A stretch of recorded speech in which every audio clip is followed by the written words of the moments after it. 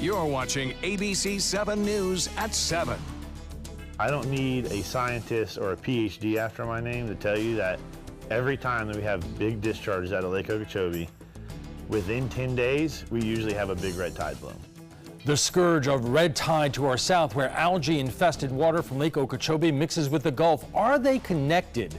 Good evening, everyone. I'm Alan Cohen, and welcome to ABC7 at 7. We'll have more on red tide here on the Suncoast in a moment, but first, our top stories at 7. Panhandlers in Manatee County, you are on notice. County commissioners have passed on where you can solicit money and when. The ordinance now prohibits any activities, including panhandling, that gets in the way of traffic and rights of way. Commissioners say this is more about safety than panhandling. The panhandlers out in the median could be a possible danger to themselves and to others. We just want to make sure that they stay on the sidewalks, designated spots. We're not saying that they can't, we're just saying we want it done safely. The Manatee County Sheriff's Office says this new ordinance will now be much easier to enforce. Those who break the ordinance will face a $500 fine and 60 days in jail. A Sarasota man is being accused of shooting a Fort Myers police officer. Police say Wisner Desmaret shot Officer Adam Jobbers Miller at a Marathon gas station in Fort Myers. Desmaret is now facing 8 felony charges, including attempted first-degree murder. Officer Jobbers Miller was on duty at the time. He was rushed to the hospital by another officer where he underwent emergency surgery. He is currently in critical but stable condition. A Sarasota couple is behind bars tonight after their 3-week-old daughter was discovered with a skull fracture. Sarasota police say Paige Lubaski and Edgar Estrada were charged after the baby's pediatrician found swelling and fluid in the child's head and transferred her to All Children's Hospital. A child protection team at the hospital determined the baby's injuries were caused by blunt force trauma. The baby is expected to survive. The search continues tonight for 9 dogs who ran away during a house fire. The fire destroyed the home on 26th Avenue West in Bradenton. An ABC7 viewer sent us this video of a man who tried running into the house to save his dogs trapped inside. We do want to warn you, the video is disturbing.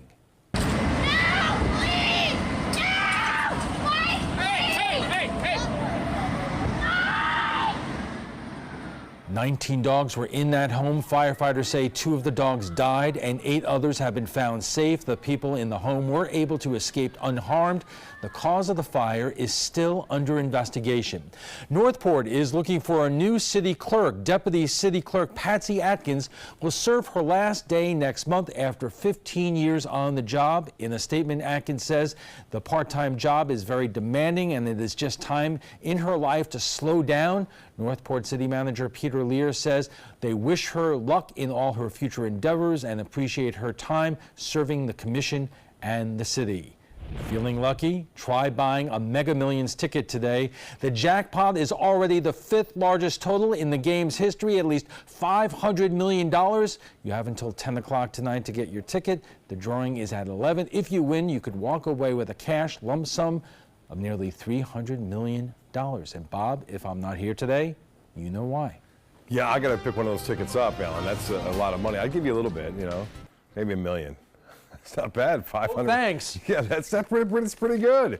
Some red tide now being still reported. This was from the Friday report from the FWC. Very high concentrations from Venice southward down into Charlotte Harbor and all the way down into Lee County. That's where the heaviest has been. Manatee County has been away from that red tide for the past few reports now, but not present in that county. But you see the 12 samples that were taken, background to high concentrations in Sarasota. And looks like that's not going away anytime soon. And the effects, the harmful impacts because of this west wind continues to bring those along the beaches from Venice basically southward, although there have been reports up near Lido as well as Siesta Key at times. The wave action is starting to lessen, so I think the rip current advisory that had been in place for the past couple of days now will subside and will be allowed to expire at 8 o'clock this evening. I don't think it'll be back tomorrow, but we'll have to wait and see. Dangerous rip currents continue here, at least for the next hour or so. On top of that, late night and early morning coastal showers are a real possibility. And we're starting to see some isolated showers right now popping up here and there. Storms will be back to those late day storms. That means the dangerous lightning will come back. We've been away from that aspect for the most part across the Sun Coast. But by the weekend, things will return to those afternoon and evening storms, which generates a little bit more lightning than we've been seeing with this westerly wind. I mentioned a couple of spotty showers. We had a few near Siesta Key. Also moving off to the east at 10 to 15 miles an hour near Palmasola, in northwest Bradenton up near Robinson Preserve, and also just to the west of State Road 70 and I-75.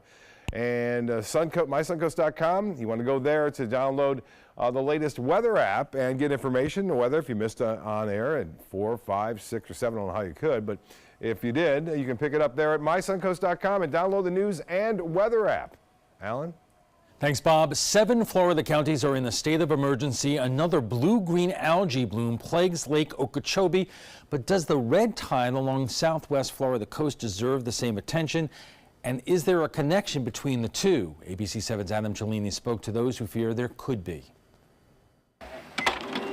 Between a fly shop in Port Charlotte and guided fishing tours of Charlotte Harbor, Boca Grande, and Pine Island, Josh Greer's life revolves around water. Without clean water, without a healthy harbor, we're out of business. Charlotte and Lee counties are experiencing some of the highest concentrations of red tide in recent memory, and it's creeping north into Sarasota. Facebook videos of dead manatees and sea turtles have gone viral, but dying game fish like snook and endangered redfish scare Greer the most. Every time I see a dead one now, it breaks my heart, because I know that we don't have a lot of them left, and every one of them counts. And the question on his mind and others around Charlotte Harbor is if their red algae is in any way connected to the blue-green algae over 70 miles away in Lake Okeechobee. I don't need a scientist or a PhD after my name to tell you that every time that we have big discharges out of Lake Okeechobee, within 10 days, we usually have a big red tide bloom. Decades of nutrient pollution mixed with heavy rainfall and warm temperatures help create toxic algae in Lake Okeechobee. At one point this year, the blue-green algae covered 90% of the lake. During the rainy summer months, nutrient-rich water from Lake O is released into nearby rivers to avoid overflow. The St. Lucie River runs east into the Atlantic Ocean,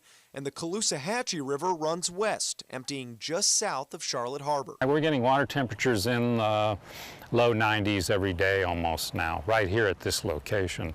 So you add the extra nutrients, the extra warm water, it just exploded. John Casani is the Calusa Waterkeeper, part of a nonprofit dedicated to protecting the Caloosahatchee River. But there's been no stopping the algae infestation this year. 70 miles of this river had this bloom in it at one time. Worse in some other areas than others, but you know, a 70-mile stretch of this stuff is shocking. It's of historic consequence. A man-made dike keeps Lake Okeechobee from its natural flow south into the Florida Everglades and over sugarcane farms run by companies with major political power. In 2016, the sugar industry contributed nearly $8 million evenly between Democratic and Republican campaigns. Special interests have an enormous influence on water policy in Florida. Governor Rick Scott and Agricultural Commissioner Adam Putnam have each collected around $500,000 from Big Sugar over the years. U.S. Senators Marco Rubio and Bill Nelson have also received contributions, according to OpenSecrets.org. We see kicking the can down the road, underfunding programs, lack of enforcement. It's all led to this condition. Two gubernatorial candidates, Ron DeSantis and Chris King, paused their campaigns to join Greer and others on a recent convoy to Clewiston, home to several Big Sugar farms. We finally have some voices, you know, through social media, through places like that. You know, we're being able to speak up, and people hear us now. But will cleaning up Lake Okeechobee mean less fish kills on our coast? We asked red tide experts at Mote Marine Laboratory and received a lengthy email response. They explained red tide usually forms miles offshore, but nutrient inflow from freshwater sources can affect a bloom's size and duration as it's carried closer to shore. However, this is more correlated with Charlotte Harbor than the Caloosahatchee River. In summary, they write the relationship between freshwater outflows and existing Florida red tide blooms is extremely complex and far from clear-cut. This, however, is clear-cut. As Floridians, we're all losing, so we got to get together and fix the problems. In Port Charlotte, Adam Cellini, ABC7, your Suncoast News. In the moment, our own Bob Harrigan and a panel of experts at the trapezoid.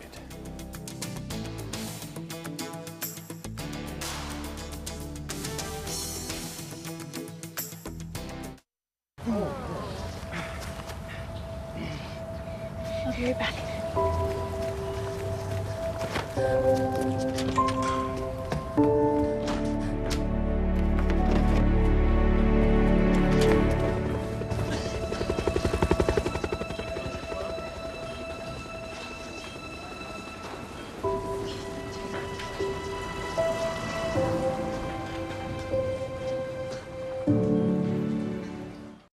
This is an important message for anyone with Medicare. You may be eligible for an all-in-one Medicare plan that combines hospital, medical, and prescription drug coverage together with extra benefits that may include dental, vision, hearing aids, and much more. Some of these plans have a $0 monthly premium regardless of your income. That's right. For one low plan premium, or in some cases a $0 premium, you may be able to get coverage for your hospital visits, doctor appointments, prescription drugs, routine dental care, eyeglasses and contact lenses, hearing aids, and possibly more. Today may be the first time you've heard about this type of Medicare plan. The advisors at the Medicare.com helpline are licensed insurance agents who will explain more when you call. Call now to see if you qualify. Call the number on your screen now. Call now to see if you qualify for these benefits. You worked hard for your Medicare. Now is the time for your Medicare to work hard for you. Not affiliated with or acting on behalf of any government agency or program. According to a new survey by U.S. News and World Report, 3 of Alabama's top 4 hotels and resorts are part of the Robert Trent Jones Golf Trail Resort Collection. The Grand Hotel Marriott Resort in Point Clear, the Battle House Renaissance Mobile Hotel and Spa, and the Renaissance Birmingham Ross Bridge Golf Resort and Spa. Hey, we didn't invent Southern hospitality. We just offer more of it. Visit rtjgolf.com/resorts to find out more. Once you get atrial fibrillation, you need to have a very close relationship with your primary doctor. Prevention is the whole ball game here, because once you have a stroke, you can't undo it. A year without stroke is a year that you can enjoy doing the things that you've worked all your life to finally get to do. You took care of yourself. You did what is necessary for you to be around one more year. And then next year, we'll celebrate one more year without a stroke.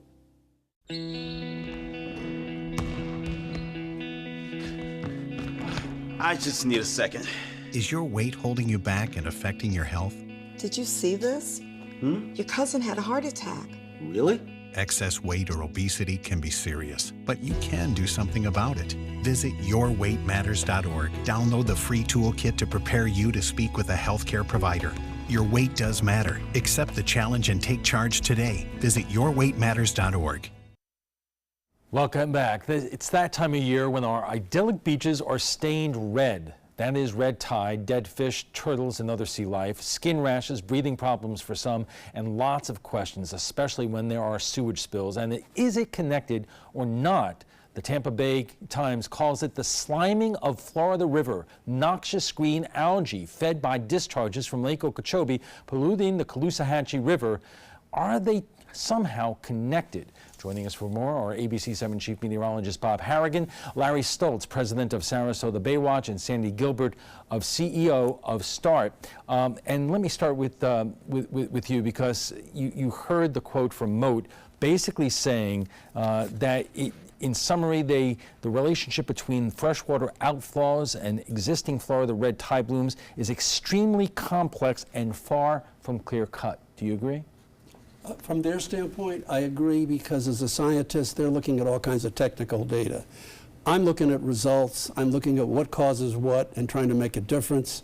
And from my view, it's really not terribly complex. And what I simply mean is red tide has to have a certain water temperature. It gets it around here in general.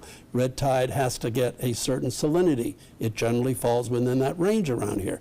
When it goes from those few that we normally would see if we took a liter of water out in the Gulf, maybe 1,000 per liter at the most, what changes it? What makes it become a bloom? And the answer is some big nutrient source. So that's where I want to focus. What can we do about the big nutrient sources? And the Caloosahatchee you mentioned is one of them. But Bob, we are dealing with this every time, this time of year. How much worse is red tide this year as opposed to last year when we talked? Well, I tell you, the last year we didn't have as much. It was sporadic, it was spotty, but this year in particular, not so much in North Sarasota and Manatee counties. It's now down near the Caloosahatchee. It's down near Boca Grande as well. A little bit more prevalent there. In fact, some people saying it's one of the worst ones they've seen in that area. There's not a lot of data that goes back many years to compare it to, but we're getting more and more samples each and every year. We'll have a little bit better base to follow where red tide is.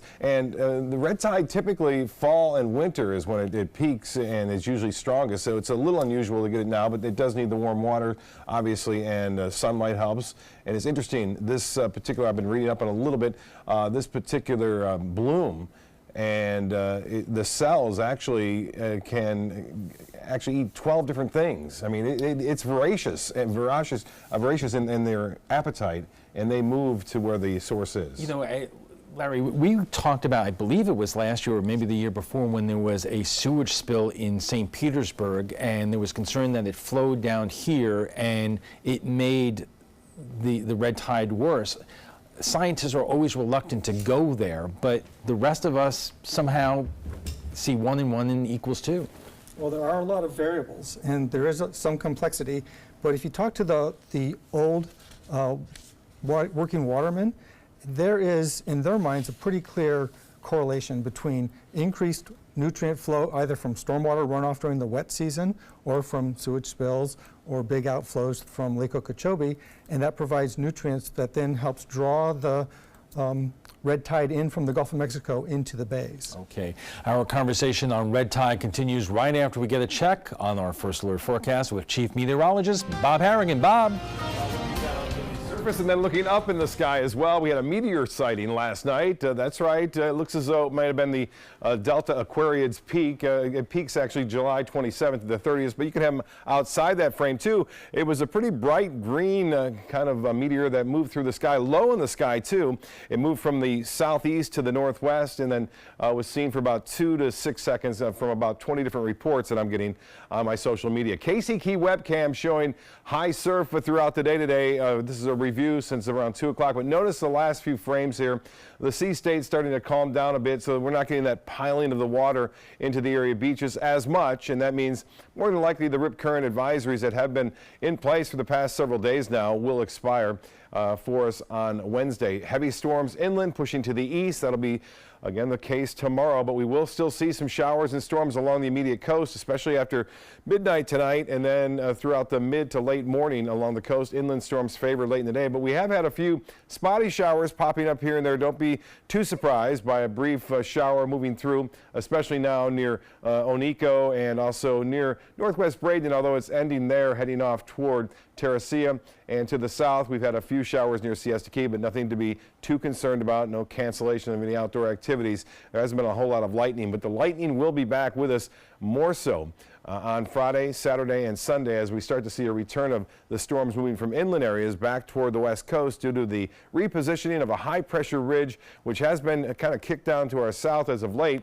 Well, it will back up on Friday and then eventually head off to the northeast and bring us that east to southeasterly wind flow. So tonight, a few showers are possible. Even in the morning, we'll see a few scattered showers and a few isolated thunderstorms making their way from the Gulf toward the northeast. You can see some drier air has moved in the upper levels of the atmosphere. That's limiting our storm activity in terms of intensity because once the storms start to build up to about 20 to 30,000 feet, it taps into this dry air and causes the storms to weaken considerably. So here's the futurecast, a little bit longer in duration. We'll show you this one as it continues to move into that area of low pressure that's tracking up the northeast. We will see still that westerly flow which once again brings that harmful impacts of the red tide onshore for beachgoers and boaters alike, all the way from Venice southward. And you can see that shower activity not really giving up much in the Gulf of Mexico. So we'll see scattered showers and a few isolated thunderstorms on Wednesday. Thursday, similar conditions, and then Friday we'll start to see a return to those afternoon and evening storms. 86 right now in Sarasota. Feels like about 97 degrees. You factor in that relative humidity. Morning scattered storms for boaters tomorrow. Southwest winds 10 to 15 knots, and we'll have a moderate chop on the bays and inland waters. The extended forecast then, pretty good chance for some overnight showers and morning showers near the coast at 60%. Temperatures will warm into the upper 80s to low 90s through the next 7 days, and the rain chances staying fairly high, although they drop a little bit on Friday. They bounce back up for those afternoon and evening storms over the weekend. We'll be right back after this. The following message is brought to you by Mesobook.com. People who have been diagnosed with mesothelioma have many questions. How did I get this disease? What are my treatment options? How will this affect my loved ones? You need answers, which is why we offer a free book written by medical professionals who have treated mesothelioma. Call toll-free at 1-800-777-1366 or go to Mesobook.com. Stay connected to your clients and new customers using ABC7 digital media services. Our team of professionals provide a wide array of digital services to help you get the most out of your website. We specialize in building and helping you maintain the most effective digital solutions for your business. It's vital that your online presence stands out, so our experts will equip you with the best resources available. Trust ABC7 digital media services to give you the right tools to grow your business. I think about my own family and I think about my own kids' dream, and I see these kids' dream. There's something about dance that just is universal and just speaks to everybody. Every day some student makes a breakthrough, discovers something. Teaching is about giving. It's a different kind of giving. When I teach, I know it's a gift that I'm giving.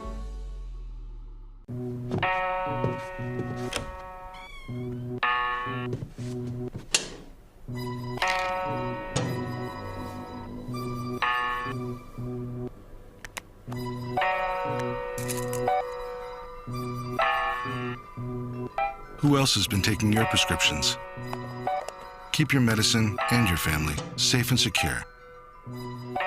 Mind your meds. To learn how we can help, visit the Partnership for Drug-Free Kids at drugfree.org. The thought of my sons growing up without me inspired me to quit smoking. I talked to my doctors, and then I threw away all my cigarettes, ashtrays, and lighters. I started exercising instead of smoking. Letting my friends online know I was quitting kept me on track. Staying away from alcohol when I was first quitting was key. I kept on trying, learned something each time. Do whatever it takes. No matter how many times it takes. We did it. You can too. For free help, visit cdc.gov/tips. Our nation's servicemen and women show great courage and leadership, both on and off the battlefield. When they transition to civilian life, they can apply the skills and values they learned in the military to the workplace. That's why the Coalition to Salute America's Heroes is urging employers everywhere to be smart, bet on a vet. Hiring a veteran is also a great way to show your appreciation for them. To learn more, call 1-888-44-SALUTE. Welcome back. We're talking about red tide and the great toxic slime outbreak of 2018. And joining us for more are ABC7 Chief Meteorologist Bob Harrigan, Larry Stoltz, President of Sarasota Baywatch, and Sandy Gilbert, CEO of START. Bob, let me start with you. How often do you get phone calls from people who are viewers or even visitors about reporting red tide and the impact? Well, I can tell you this, with social media now, the response is so much quicker, and you really get the feeling is that people are worried about this, they're concerned about it, and want to know more about it. And social media is a big factor, and I can tell you that our #1 stories on our web and on social media is red tide. When we post a story about red tide, people want that information. They absorb and take that information in, because that is what we're all about here along the west coast of Florida, is enjoying our area beaches and our resources and our natural resources. And if that's a problem and people go to the beach, then they're disappointed if they didn't find out about where the red tide is or or they came out thinking that the red tide was gone and it was there. And that's an issue that we have to deal with, I think, more and more is communicate that to the people. I know we get reports from the FWC every Friday is their main full report. Then we get a midweek report on Wednesdays. But we also have, there's an app now that comes out that you can kind of follow that as well as far as beach reports go. MOTA's doing some good things with it too as far as getting the information out. I want to talk about the politics of this all a little bit later and the impact on tourism, but first let's get to the heart of the matter. Adam raised in his story, and so did the man that he interviewed, about whether or not this could be connected to the what's coming out of Lake Okeechobee. I know it's a complicated issue, but there are folks like we saw in Adam's story who believe, you say, look, I can guarantee you every time there's a discharge, 10 days later, red tide gets worse. Absolutely, and it's a problem. You know, we have an imbalance now. We've lost a lot of mangroves, we've lost a lot of seagrass compared to prior times, and a big issue for us at Sarasota Bay Watch is shellfish. Shellfish are the cleaners of the bay, and without the scallops that we used to have and the clams we used to have, and the clams actually eat red tide, they could help protect our local inland waters. You are both proposing and actually doing, planting shellfish in those areas to eat the red tide. I would imagine they would never be edible to us, but it's a step. It is a step, and they can be edible. They clear out the toxins after a few weeks. Sarasota Bay Watch this summer is putting in 250,000 adult clams into Sarasota Bay as a pilot project, and if we're having great success so far, and we hope to scale that up and repopulate not only our bay, but sister bays. And Sandy, just real quickly, you respond to the man in Adam's story who says, 10 days later, every time after a discharge, we see the impact. I've heard the same thing for years from Sanibel and all those places. The only thing I would say, it's not the algae. The algae are different. The green slime algae is not red tide. It's a different species. But they both get fed by nutrients. And so the point is they're linked in that the nutrients coming out of that Lake Okeechobee, the green algae use it, so does the red tide. Okay, we are just getting warmed up. Our conversation on red tide will continue after a quick break. Excuse me a minute. Hi, Dad. No, don't try to get up. Hi, I'm Julie, a right-at-home caregiver. And if I'd been caring for Tom's dad, I would have noticed some dizziness that could lead to balance issues. That's because I'm trained to report any changes in behavior, no matter how small. So Tom could have peace of mind. We'll be right there. We have to go. Hey, Tom, you should try Right at Home. They're great for us. The right care, right at home. Find out first at 4 on the Suncoast with ABC7 News at 4. ABC7 News at 4 starts with a detailed look at your first alert weather forecast to help you plan and prepare. We give you a fresh, fast-paced rundown of the day's top stories and videos, including breaking news, live updates, and traffic hotspots, all at a new, more convenient time. Find out first at 4, weekdays on ABC7. According to Golf Digest, 2 of the nation's top golf resorts are on the Robert Trent Jones Golf Trail, the Alberto Palaika Marriott at Grand National, and the Renaissance Ross Bridge Golf Resort and Spa in Birmingham. Plus, the Marriott at Grand National was recognized as Hotel of the Year by Marriott International. Experience luxury and world-class golf Southern style. Visit rtjgolf/resorts or call 800-949-4444 to book your trip to the trail. What to expect when you're expecting a teenager. Today we're talking about how to wake up your teen, and this works literally every time.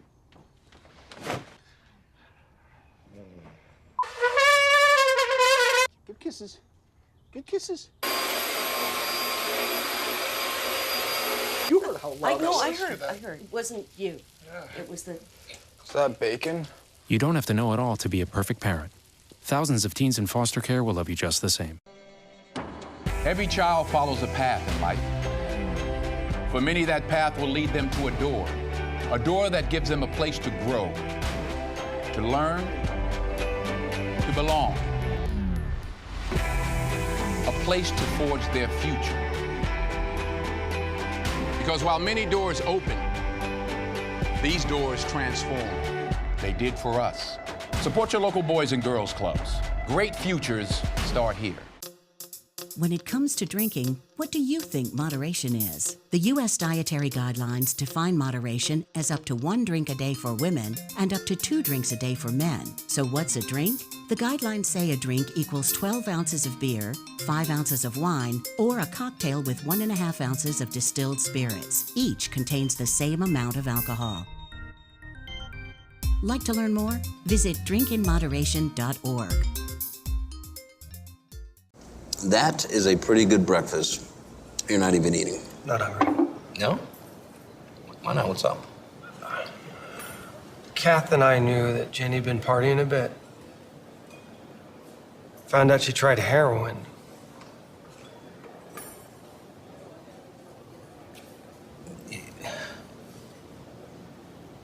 Most people don't know what to say about drugs, but we do. Visit us at drugfree.org.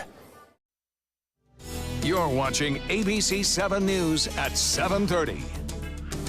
Welcome back. We are talking about red tide and the great toxic slime outbreak of 2018. Joining us for more are ABC7 Chief Meteorologist Bob Harrigan, Larry Stoltz, President of Sarasota Baywatch, and Sandy Gilbert, CEO of START. Bob, we were talking during the break about how things have improved because we as a community have done certain things, like there are fewer septic systems in the Sarasota area. Also, the ban on fertilizer this time of year, it has had a certain impact that has made the problem a little less worse than it used to be. That's what it seems to be. Okay, that's what it seems to be. The case is, you know, back in the 90s, late 90s, the outbreak was much more significant. I mean, we had dead fish covering the entire bay, fish washing up on all the beaches on Siesta, not just a little bit either. They would bring a bulldozer out and actually had to scoop the fish up. There were so many dead fish on Siesta. Now, you can imagine folks coming to visit, oh my gosh, I'm going to the beach. No, they're going to the death pool of fish, basically.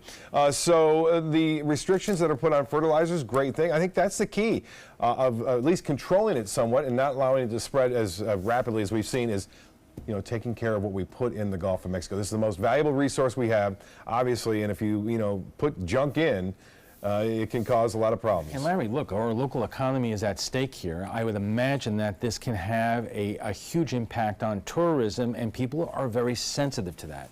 Absolutely. There's health issues and there are tourism issues, and for Sarasota Baywatch, we're all about restoring and protecting the bay. It's our own backyard, and we all need to pitch in and keep it as clean as we can, and one of the benefits of that may be reduced red tide impacts. All right, let's talk a little bit about the political implications as Adam spelled out in terms of Big Sugar and our politicians. That's a really sensitive area. It's the reason why, correct me if I'm wrong, Sandy, that some of our scientists are really reluctant to talk about this because there's a lot of money and politics at stake. Well, again, scientists generally don't wish to get into politics. It's not what they do. The issue is if you're going to take care of Lake Okeechobee, you have to have land south of it to run the water into, clean it in that water through STAs and various things that will clean it, and then put it into the Gulf of Mexico. We're not doing that. We're running it directly into Why the aren't we doing it? Because there is no facility there. They've just approved C-43 reservoir. It's been on the books for 20 years. It's a reservoir that would take water that goes directly into the Caloosahatchee, holds it for a while, the nutrients percolate down, and then it runs down into the Caloosahatchee. That will be a help. It's only a part solution, but that thing has just been finally approved after being talked about for 20 years. And we saw a picture there when you were speaking. It was a color-enhanced satellite imagery of all the algae bloom in Lake Okeechobee, and it looked like it covered about 80% of the entire lake at that point. So it's a big problem. Are we getting to the tipping point that the politics of this is about to change? Because as Adam pointed out in his story, you have 2 men running for governor. Chris King is a Democrat, Ron DeSantis is a Republican. They're both vowed not to take money from Big Sugar, whereas a lot of other politicians have. If this keeps going, is it going to somehow force Big Sugar to spend the money for these facilities and look at other ways to handle these discharges? Well, Big Sugar has already agreed to sell the land years ago that we want. Then they changed their mind and wanted a higher price, and the government walked away. So the issue is Big Sugar must be involved. We need the land to run the water over it, filter it, and what else happens?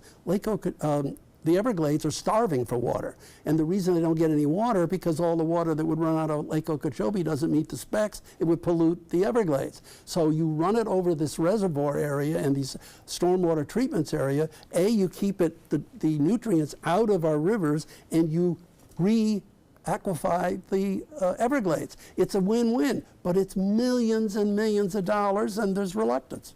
You know, Bob, how often do people conflate these two issues, what's happening with Lake Okeechobee and red tide that we've been talking about? It's very easy, as we've been talking, to talk about somehow linkage of it. You know, is there a lot of public education that really has to take place here? I think so. I mean, for one thing, I know that people want to talk about it as not red tide, as a harmful algae bloom, as opposed to red tide. It has nothing to do with tides.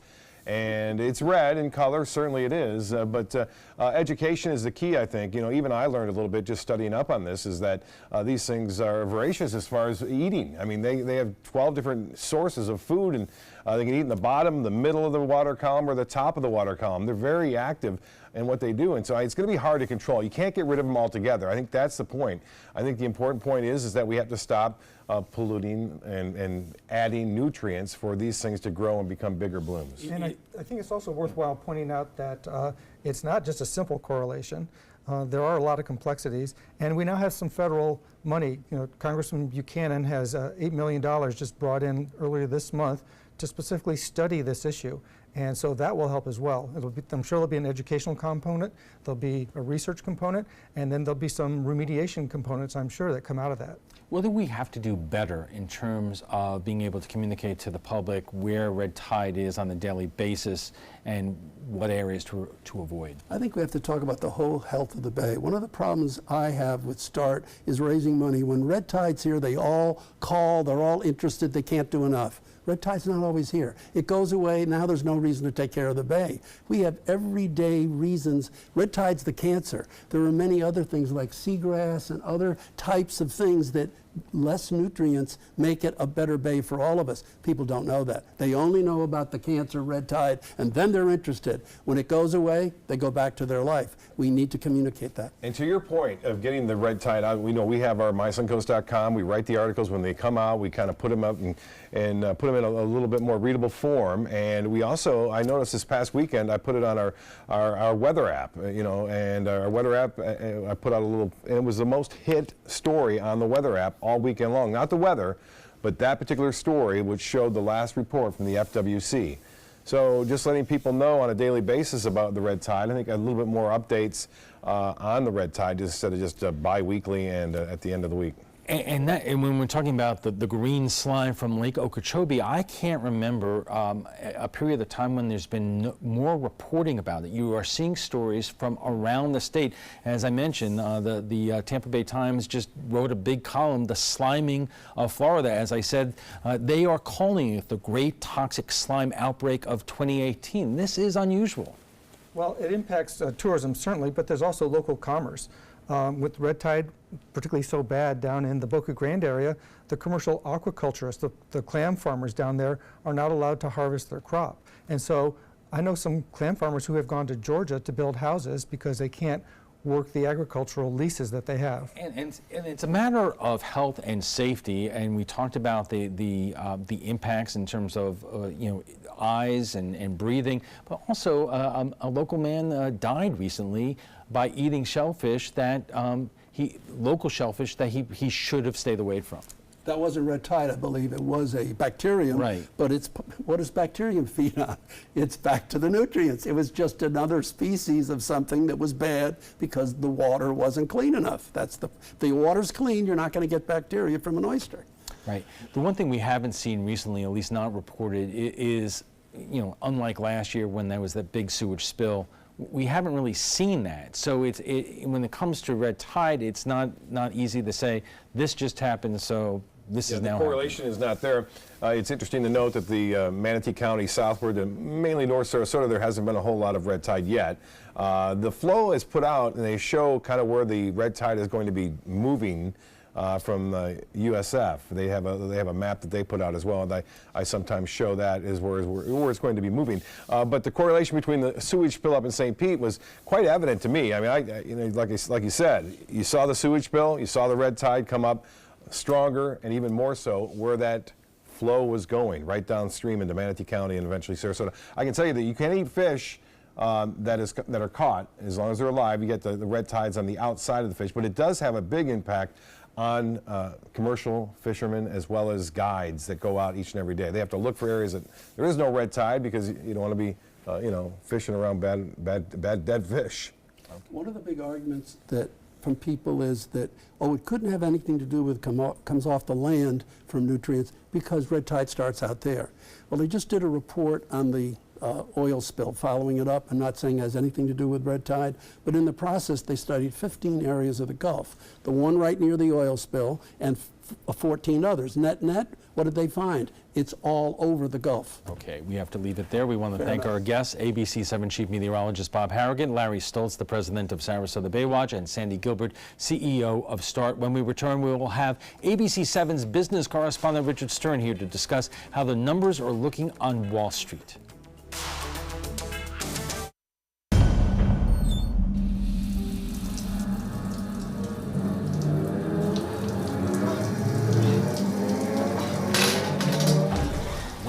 Home alone, an emergency can become a tragedy. However, with any of Life Alert's 3 emergency systems, help can be summoned immediately, whether in the bathroom, I've fallen in the shower, at home, help, I've fallen and I can't get up, and on the go. Help, I've fallen in the park and I can't get up. Don't worry, help is on the way. Life Alert saves a life every 11 minutes. For a free Life Alert brochure, call 1-800-518-0221. That's 1-800-518-0221. Call now, 1-800-518-0221. For a free brochure, call 1-800-518-0221. Did you know that a dirty CPAP system can make you sick? If you knew what could be growing in your mask and hose, it would keep you up at night. Now SoClean.com has released the world's first and only automated hands-free CPAP cleaner and sanitizer. With its patented design, SoClean is fast, effective, and hands-free, killing 99.9% of all CPAP germs. Try SoClean now through this special TV offer free for 30 days. Just call 800-604-0398.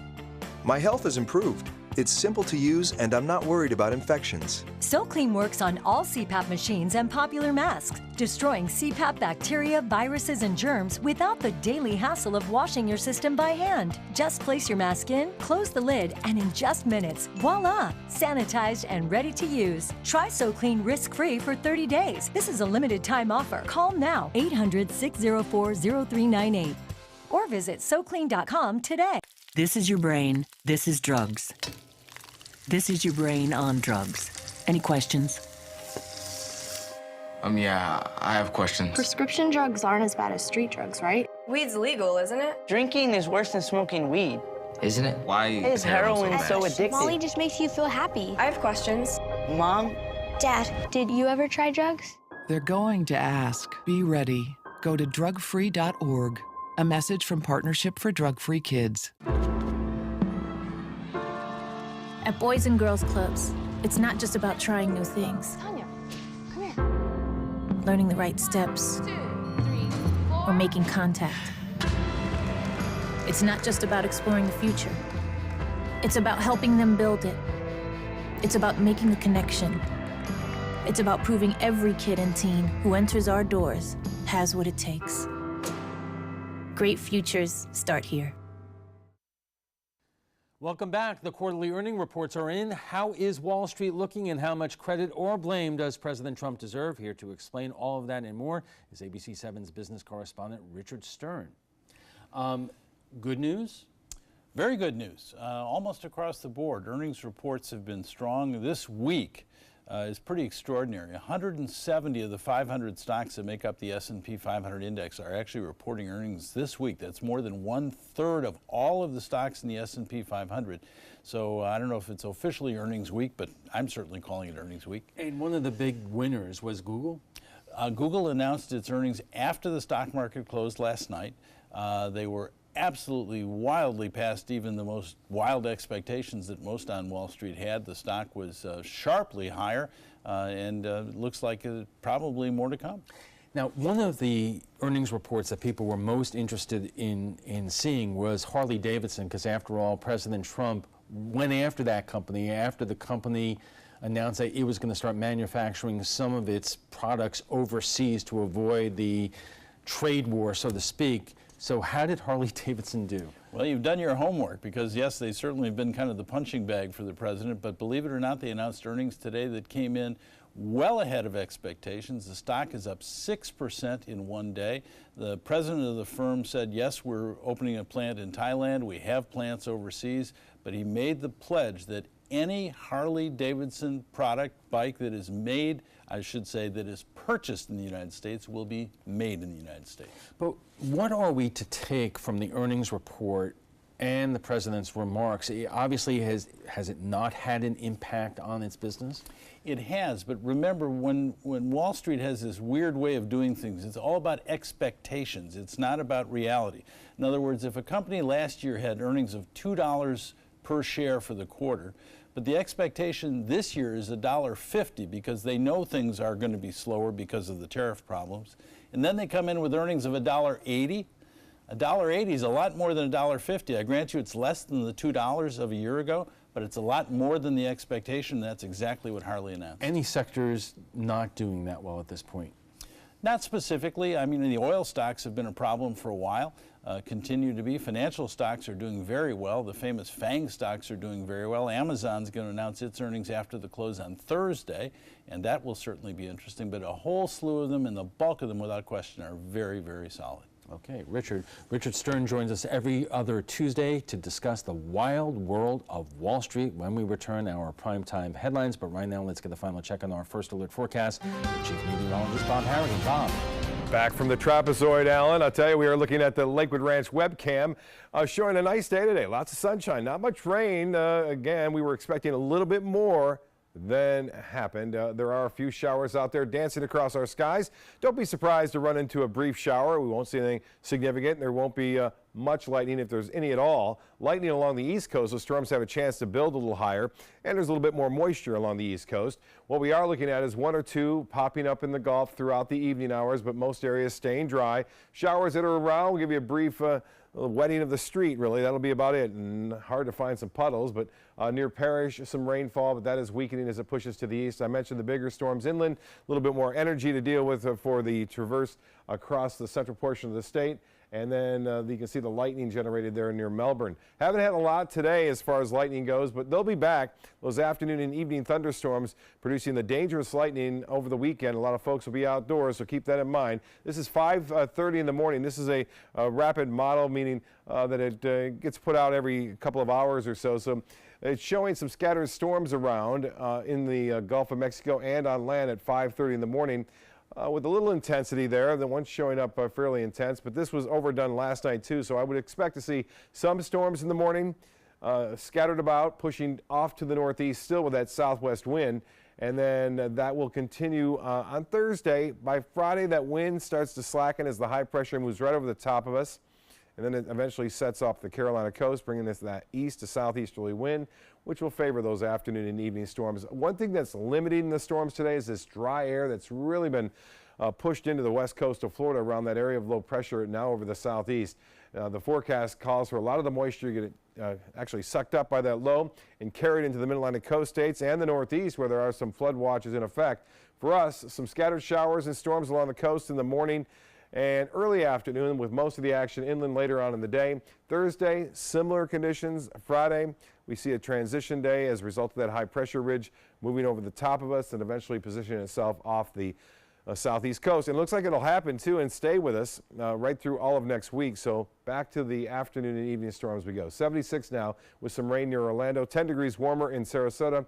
Temperatures all into the mid 80s right now. The Gulf water temperature at 88 degrees, and the current conditions we have 86 with a dew point temperature of 76, makes it feel like 96 out there. And the high today was 90, the low was 82, well above the average of 75. Our overnight lows will stay warm for the next couple of nights too. We're looking for lows right around 80 degrees. Very hot over the southern plains, as it has been all summer long, it seems. 100 degrees there, 116 in Phoenix, and temperatures cooler over the northeast. Boston now at a comfortable 79, and some rainfall. Some of it will be heavy as this low moves up that way. It's going to draw all this moisture in, so there have been some watches and warnings for the northeast. For us, we will continue to see that low head out and high pressure build back in, which will bring us back into that afternoon and evening variety of storms. Southwest winds 10 to 15 knots for boaters tomorrow. It'll be a bit choppy out there, moderate chop. And then as far as the 7-day forecast goes, less of a chance to rain on Friday. There'll still be a few. That'll be a transition day. The storms won't move much because the winds will be rather light, as that high pressure will be right over the top of us. 50% chance for scattered storms on Thursday. Bumps up over the weekend. It's not going to be an all-day washout, though. We'll see afternoon and evening storms both on Saturday and Sunday. Alan will be back right after this. Stick around. When I was growing up, my mom told us, always treat others the way you want to be treated. She did business with companies that shared her values, like Mutual of Omaha.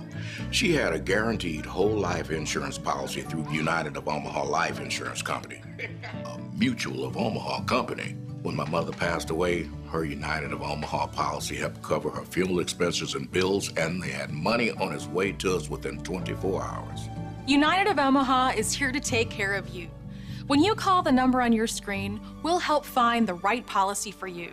If you're between 45 and 85, you can get coverage up to $25,000 with no medical exam. Call us right now at the number on your screen. Now I know I'll be taking care of my family, even after I'm gone. United of Omaha guaranteed whole life insurance. Call or go online now. Be there for their future. Planning a Carnival Fantasy Cruise out of Mobile? Then check out the park and cruise packages at the luxurious Battle House and Renaissance Riverview Plaza hotels. Stay at the Battle House for $169 per night, or the Riverview Plaza for just $149 per night, and leave your car for the duration of your cruise. Includes transportation to and from the cruise terminal. If you're cruising out of Mobile, come stay with us. Call 1-800-MARRIOTT or visit Marriott.com now. My name is Julius. I have cerebral palsy. I work for Farmer Jeffrey Weising Law Firm. I do a lot of data entry and scanning documents. I want to increase my working experience to make the company much better. At the end of the day, it's good to think of the day's work and to think about what I have accomplished. Hi, this is Dan Marino. When your business recruits people with disabilities, everybody wins. To find out how, go to abilitieswork.employflorida.com. I witnessed him have 2 heart attacks in ICU. He went through seizures. We'd much rather have Aaron like this than dead. A lot of parents don't have that luxury. He can't talk. He can't walk. This is a condition Aaron will live with for the rest of his life because he abused prescription pills. Mind your meds. Learn more from the Partnership for Drug-Free Kids. There was this big bruise on my friend's face. I didn't want to see it. I didn't want to think her own nephew could have hit her. I didn't want to see it. My mother's bank account was emptied, and a caregiver had taken control of it. I didn't want to see it. My father's refrigerator. There was hardly anything in it. That's unusual for him. It's tough to see that a senior citizen is being abused, physically, emotionally, sexually, or financially. Elder abuse is a crime. So see the signs. Stop the crimes. Checking primetime headlines. After questioning the U.S. intelligence community's assessment Russia meddled in the U.S. election and then seemingly attempting to walk it back, President Trump today is suggesting Russia could still be targeting the midterms, but to help the Democrats. ABC's Serena Marshall has the latest. The president with a new concern when it comes to Russian election meddling. Tweeting today, "I'm very concerned that Russia will be fighting very hard to have an impact on the upcoming election. Based on the fact that no president has been tougher on Russia than me, they will be pushing very hard for the Democrats. They definitely don't want Trump." A U.S. intelligence official tells ABC News, "We've seen nothing that would support that." But the president's claim came after he's repeatedly cast doubt Russia even meddled in the U.S. election and continues to meddle. Last week, he offered this qualifier as he simultaneously said he backed the intelligence community's assessment. Russia's meddling in the 2016 election took place. Could be other people also. And a day later, when asked by ABC's Cecilia Vega, "Is Russia still targeting the U.S., Mr. President?" Press, let's go. Make your way out. No, you don't believe that to be the case? the White House later said the president was simply saying no to taking questions, even as he responded to another reporter's question immediately after. His own director of national intelligence called the Russian interference a blinking red light.